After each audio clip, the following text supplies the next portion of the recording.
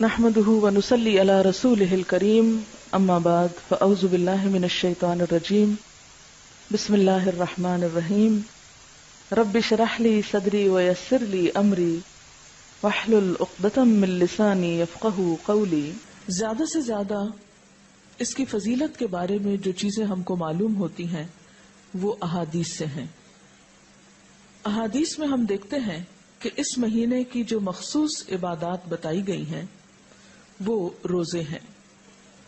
حضرت اسامہ بن زید رضی اللہ تعالی عنہ بیان کرتے ہیں کہ میں نے عرض کیا یا رسول اللہ لم اراک تصوم من شہر من الشہور ما تصوم فی شعبان قال ذلك شہر یغفل الناس عنہ بین رجب ورمضان وهو شہر ترفع فیہ الاعمال الى رب العالمین وَأُحِبُّ أَن يُرْفَعَ عَمَلِي وَأَنَا صَائِمٌ۔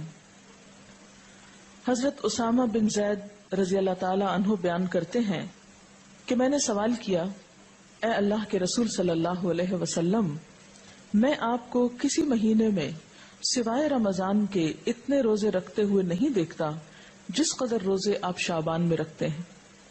آپ نے فرمایا کہ لوگ اس رجب اور رمضان کے درمیان والے مہینے کی فضیلت سے غافل ہیں، حالانکہ اس مہینے میں لوگوں کے اعمال اللہ تعالیٰ کے سامنے پیش کیے جاتے ہیں۔ میری چاہت یہ ہے کہ میرے اعمال اللہ تعالیٰ کے سامنے میرے روزے کی حالت میں پیش ہوں۔ یہ روایت جو ابھی میں نے آپ کے سامنے رکھی یہ ابو داؤد اور نسائی کی ہے۔ ایک اور روایت میں ہے، ترمذی کی روایت میں ہے، حضرت ام سلمہ رضی اللہ تعالی عنہا فرماتی ہیں ما رأيت النبي صلی اللہ علیہ وسلم يصوم شہرین متتابعین الا شعبان ورمضان، کہ میں نے رسول اللہ صلی اللہ علیہ وسلم کو 2 مہینے پے در پے روزے رکھتے ہوئے سوائے شعبان اور رمضان کے نہیں دیکھا۔ حضرت انس رضی اللہ تعالی عنہ بیان کرتے ہیں کہ رسول اللہ صلی اللہ علیہ وسلم سے یہ دریافت کیا گیا کہ ای الصوم افضل بعد رمضان قال شعبان لتعظیم رمضان قال فای الصدقة افضل قال صدقة فی رمضان۔